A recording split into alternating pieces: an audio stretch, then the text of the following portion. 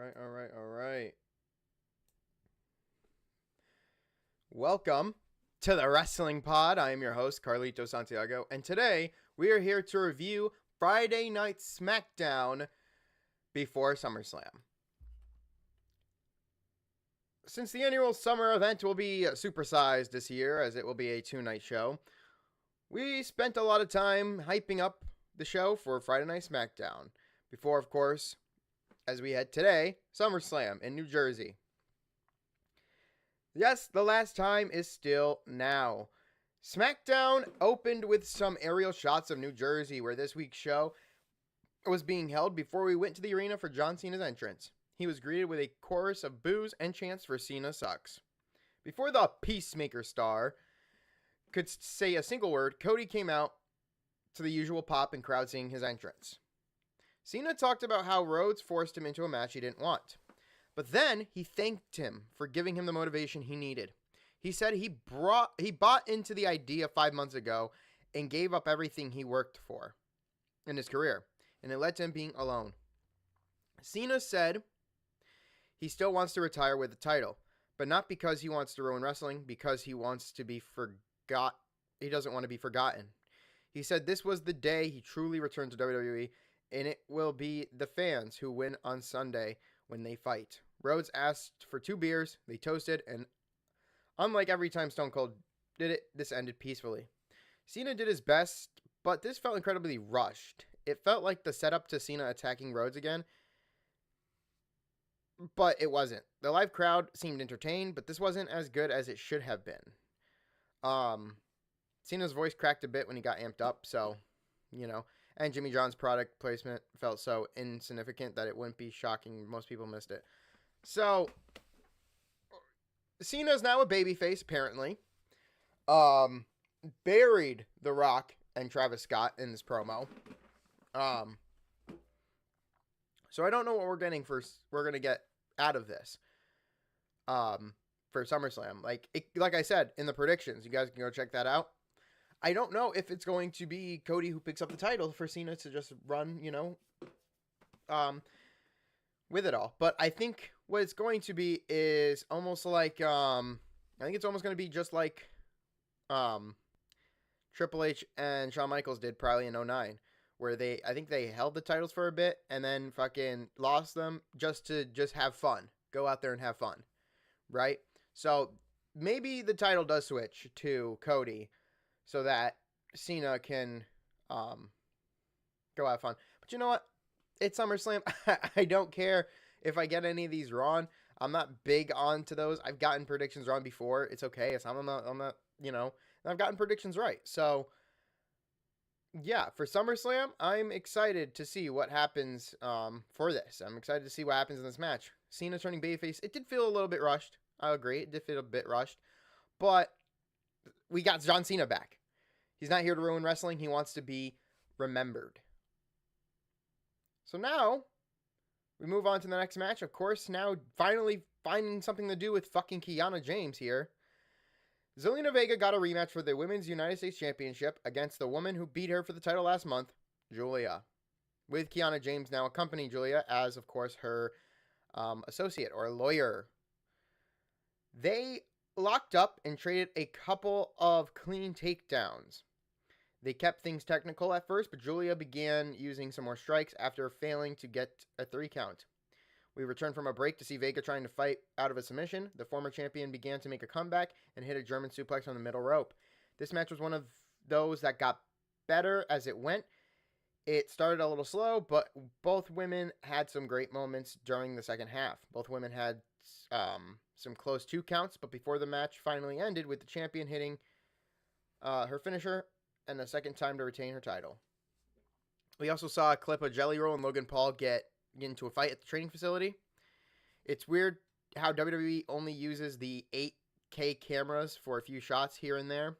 Doesn't, keep it solid for good wrestling shots. But Julia and Vega should have been on the SummerSlam card. This should or the pre-show. They should have done this pre-show. They got 3-hour pre-show, which I'm not a fan of. And they should have put this match on the pre-show so people would have been able to see this. This would have been a great match on the pre-show. This really would have been. But here, it was all right. So Julia retains the title. It's graded a B. I think it was all right. From the clip that I saw on YouTube, it was really good. She had some fight in her.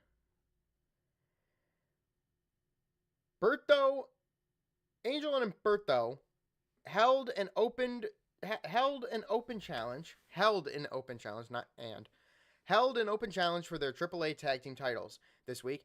The call was answered by Mr. Iguana and Psycho Clown, and boy, was I mind blown when I saw this. I was like, yo, yes!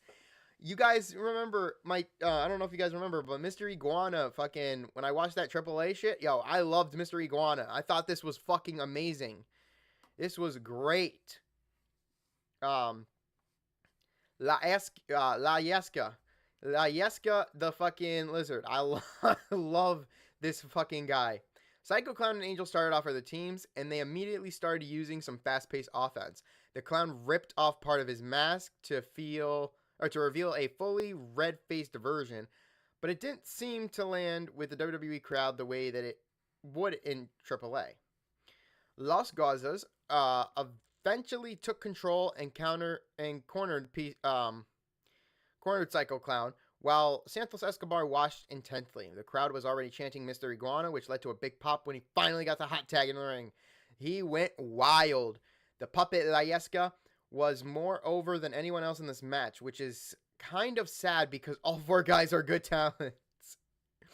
Being outshined by a puppet, though, can't be easy.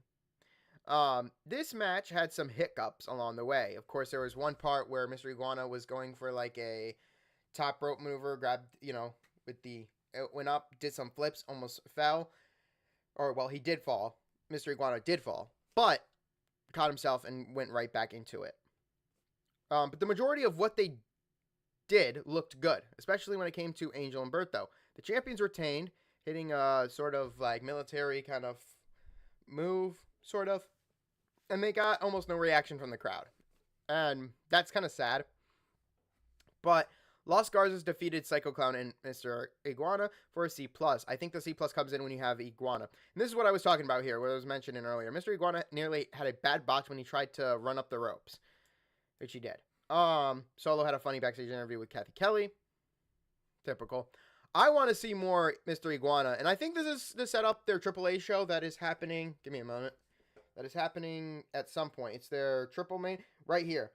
Triple Mania 33.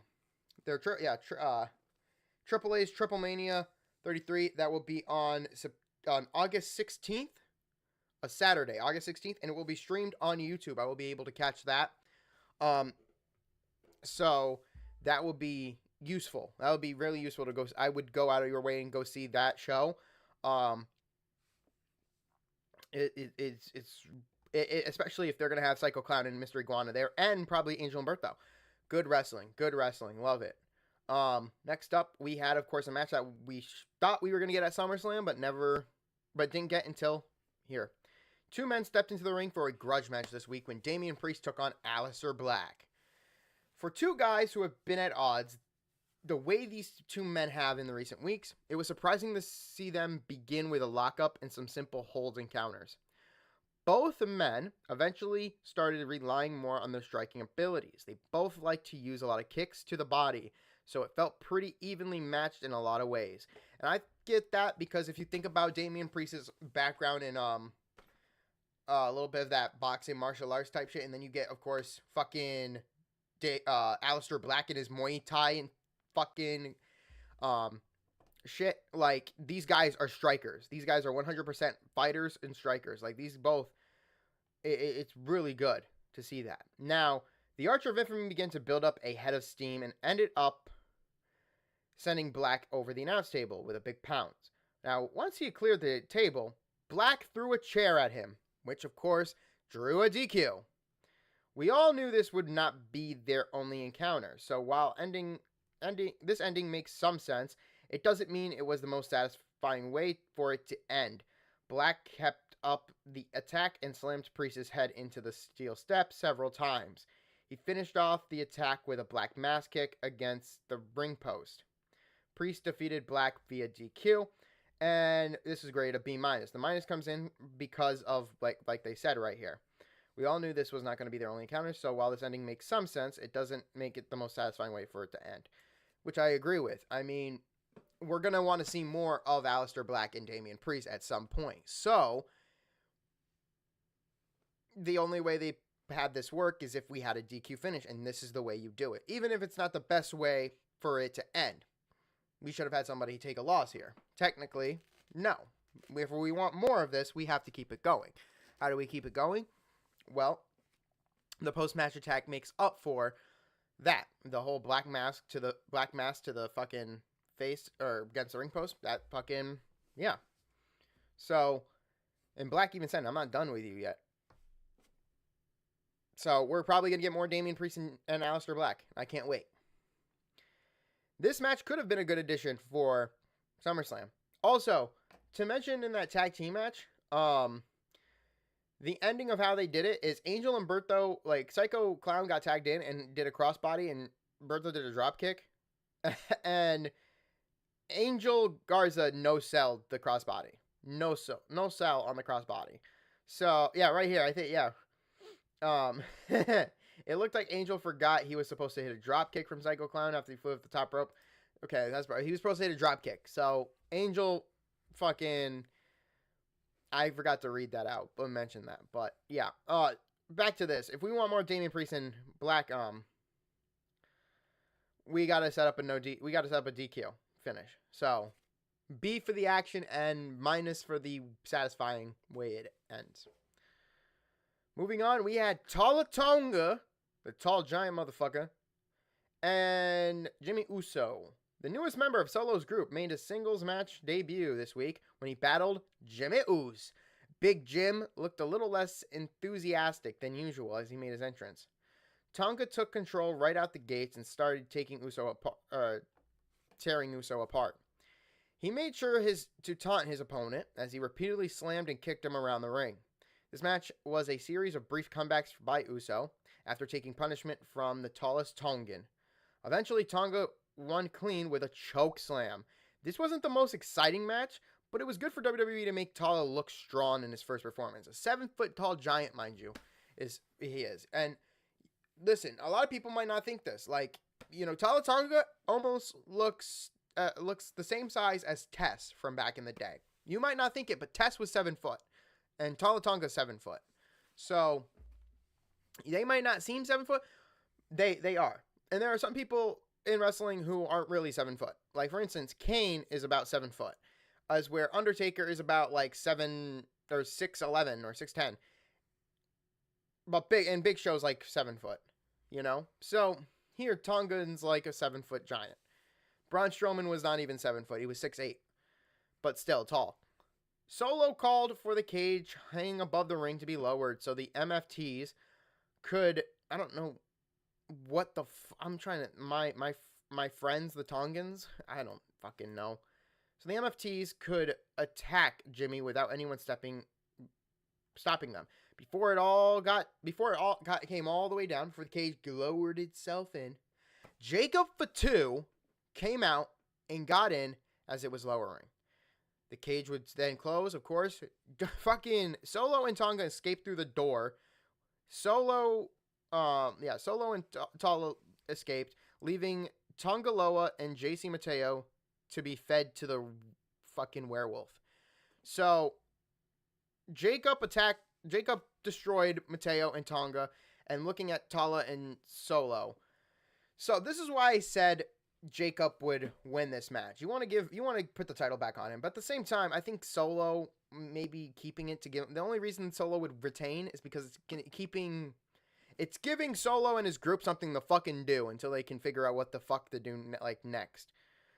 I feel like Tama Tonga may return to help Solo. Like, we got everybody character here, so having Tama come back just the same way like Tongaloa came back will keep Solo with the title and could set up Survivor Series without even trying to, now Jimmy and fucking Fatu have to find 3 other members. So, I don't know. But, yeah. This was so great to see. And you can tell, like, I don't remember catching the clip of this, but it did feel like one of those kind of like C matches, you know, kind of those average matches you would get on a SmackDown. But then, of course, we get to our final moments. As it began the case before almost WWE All pay-per-views, the final segment of the show was a promo, not a match. Jelly Roll, Logan Paul, Randy Orton, and Drew McIntyre were the subjects. Friday's show was the usual go-home show, or episode, we have grown and accustomed to. It had a few matches, a few promos, a few videos, and a couple of angles to put a bow on some feuds heading into the pay-per-view. A face turn from Cena seemed rushed. It may be swerved in the end, but for now, we are operating under the assumption that he will be a good guy moving forward. Had Black and Priest match had a clean finish, this might have stolen the show, but Vega and Julia ended up being the best bell-to-bell performance of the night. So, for this little promo and this little brawl out, they had fucking McIntyre, Paul, Jelly Roll, and of course Randy Orton. I would give that I would give that a B. Good solid B. So, SummerSlam has 2 nights for the first time. Will be an interesting experiment. It has worked for WrestleMania so far, so it should be almost the same. And the overall show was a B-. And I can agree to that. I think when you look at some of the segments, the best, honestly, this was an okay match. This was all right for what it was worth. This was the best match, honestly, on the card. And then Cena's promo with Cody was pretty fucking good, but it felt rushed. Capping off the SmackDown stories, and of course bringing up what's happening at night 1 of SummerSlam. I can tell you what's happening at night 1 so far. 6 matches, I believe, have been made official for that. Let me check. Yep. So we're getting Gunther and Punk in the main event. Randy and Jelly Roll versus McIntyre and Logan Paul. Roman and Uso versus Bronson Reed and Braun Breaker. Tiffany Stratton and Jade Cargill, which they did a video package for. Sami Zayn, Karrion Kross.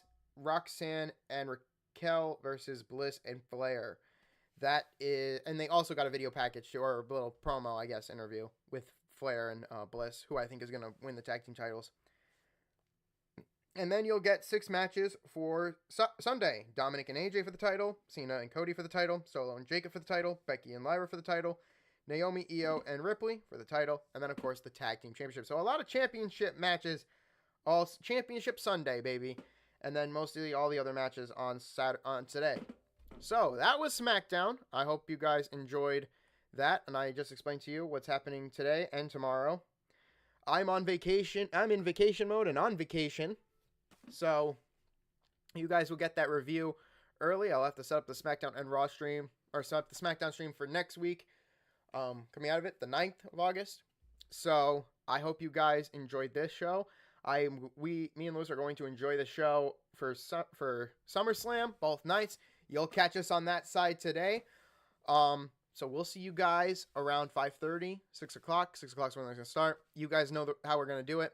We'll be on that side. We'll get everything set up. I will be setting up everything over there shortly after. So, yeah, if you guys don't mind doing me a favor, please hit that subscribe button, drop a like, comment down below, and turn on those post notifications so you never miss a stream. I love you guys. I'll see you guys soon. Peace.